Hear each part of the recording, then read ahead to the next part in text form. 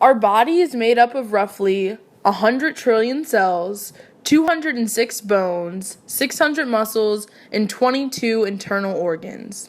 We are made to stand erect, walk on 2 feet, use arms to carry and lift, and have opposable thumbs.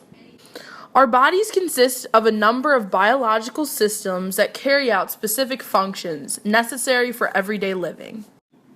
The 2 systems that we're going to be discussing today are the excretory system and the integumentary system.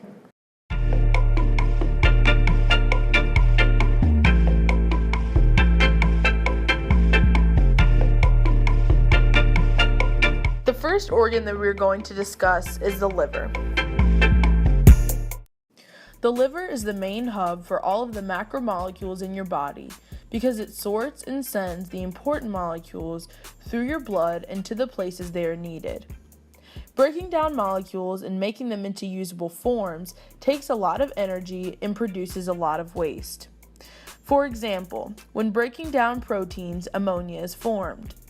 Having ammonia in our bodies is very toxic, so the liver uses water to make the ammonia into a less toxic form until it can be excreted from the body. The ammonia eventually turns into urea, a less harmful substance that can be in the blood for a more extended period of time and does not have serious negative effects. Fun fact! The entire blood content of a human body gets filtered and purified within just 45 minutes. On a more serious note, alcohol poisoning is illness that can affect anyone. It's true that binge drinking is often the cause of alcohol poisoning, but not always. It depends on your age, sex, size, or weight, how fast you've been drinking, how much you've eaten, your general health, and other drugs that you might have taken. Consuming too much alcohol puts a strain on your body, especially your liver, whose job is to detoxify your body of harmful chemicals like alcohol. The kidneys are 2 bean-shaped organs located at the middle of your back. Fun fact! Your right kidney in your body typically sits a little bit lower than your left kidney.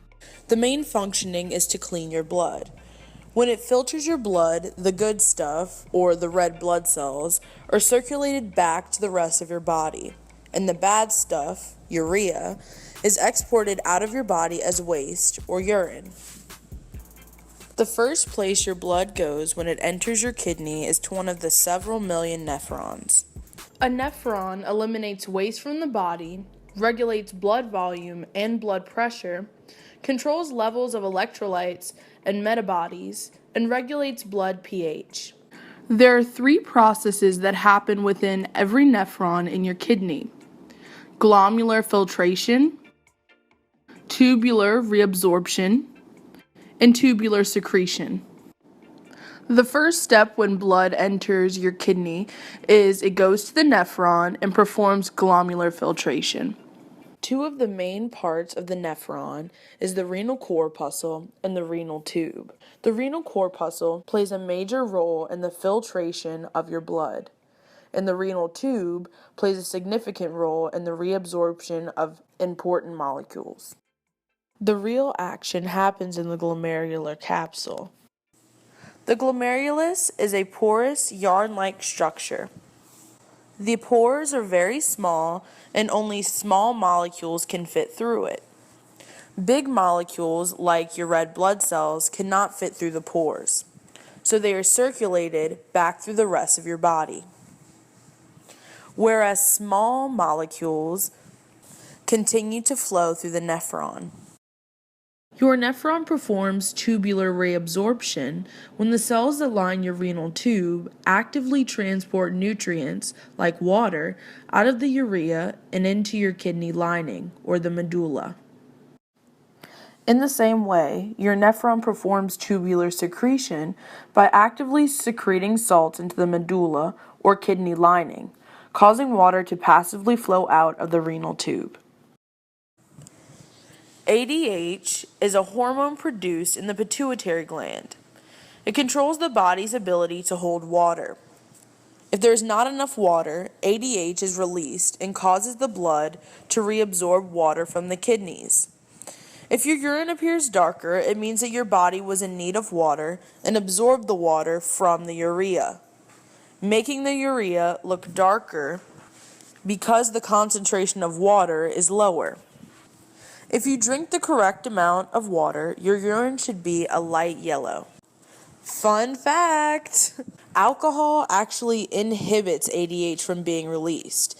This is why when you do drink alcohol, your urine can be light yellow or very clear. More water is being released from your body than it should, so you always drink plenty of water when you are consuming alcohol. The urea that leaves the kidneys travels to the urinary bladder through the ureters. Because there are 2 kidneys, there is 2 ureters. The bladder is the area where all the urine is stored until our brain impulses tell us that we need to use the restroom. As soon as there is a significant amount of urine in our bladder, the nerve impulses tell your brain that you need to pee. Our bladder is able to expand, but at a certain point it is unable to expand anymore. Fun fact! When you're a child, your nerve impulses just tell your brain to use the restroom, and you automatically do. As you get older, your brain makes new neural pathways, and you are able to hold it until you find somewhere to use the bathroom. The canal at the end of your bladder is called the urethra. This is the hole that your urine leaves your body through. Next, we're going to talk about the lungs. Although the central organ is in the respiratory system, the lungs play an important role in the excretory system. An average person breathes roughly 23,000 times a day. With each inhale, the air goes through the bronchi in your lungs to blood vessels that connect with veins and arteries. When you exhale, the carbon dioxide goes out the same way, exiting your body through your nose and mouth. White blood cells, known as macrophages, located inside each alveolus, ingest and destroy airborne irritants that enter the lungs. After you exhale, the lungs stay partly inflated because of a fluid called surfactant that is produced by special cells and secreted within the alveoli. Lung cancer is literally the uncontrolled growth of abnormal cells in one or both of your lungs. These abnormal cells do not carry out the normal functions that they are supposed to. Often lung cancer and smoking go hand in hand. Without healthy lungs, it becomes impossible to enjoy or do everyday tasks. Now we're going to discuss the integumentary system. The main organ in the integumentary system is the skin. Some of the main functions of the skin include protecting the body's internal living tissues and organs, protecting the invasion of infectious organisms, protecting the body from dehydration, and storing water, fat, and vitamin D. Since the integumentary system consists of the largest organ in our body, it serves the fundamental role of keeping us safe from environmental factors. This system has been modified and changed through evolution to benefit each individual organism. For example, the grass frog's skin produces a mucus, and without this mucus, the frog could suffocate. There are 3 layers of the skin: the epidermis, the dermis, and the hypodermis. The epidermis is a non-vascular portion of the skin, which means that it does not have blood vessels running directly to it. It is also the layer capable of cell division by pushing up the cells to replenish the outer layer, which is constantly shedding dead cells. There are 3 different types of cells located on this portion of the skin: squamous cells, which are flat, scaly cells on the surface; basal cells, which are round cells; and melanocytes, which give the skin color. The next portion of the cell is the dermis. This portion is vascular, which means blood vessels, connective tissue, nerves, lymph vessels, glands, receptors, and hair shafts are all part of this portion. There are 2 layers of it, the papillary and the rectular.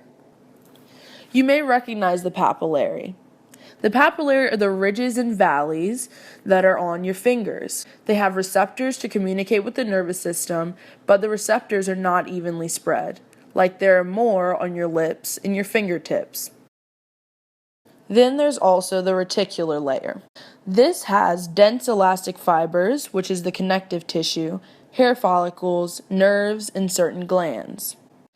These glands include the hair follicles that secrete oils to keep the skin and hair soft and moist, sweat glands that regulate temperature, which help with homeostasis, and glands that secrete wax to stop dirt. The hypodermis, the last layer of your skin, is where your fat cells are stored, as well as your blood vessels that connect and reach up to your dermis. One disease that has already affected 2.8 million people in the United States alone is skin cancer. And to be more specific, basal cell carcinoma. This cancer affects your basal cells, which is the deepest layer of the epidermis, or the outermost layer. Symptoms can include open-like sores, red patches, pink growths, shiny bumps, or scars. This disease is often caused by the combination of intensive and frequent sun exposure. The cancer usually does not metastasize or spread to other parts of the body, but it can be disfiguring if not treated. The human body systems share many similarities as well as distinct differences with other animals like the platypus. Unlike human mammary glands, female platypuses have patches of skin that secrete their milk. This drawing illustrates the area of skin in which a female platypus would nurse her young. Another animal we compared was a garden lizard. A garden lizard's excretory system is much different than a human's excretory system. One difference is their kidneys are dark red and irregular in shape, and they're often a flattened organ. Although in the same way, both humans and lizards have ureters which connect to their urinary bladder. Though when the urine leaves a garden lizard's body, it leaves in the form of uric acid as a solid,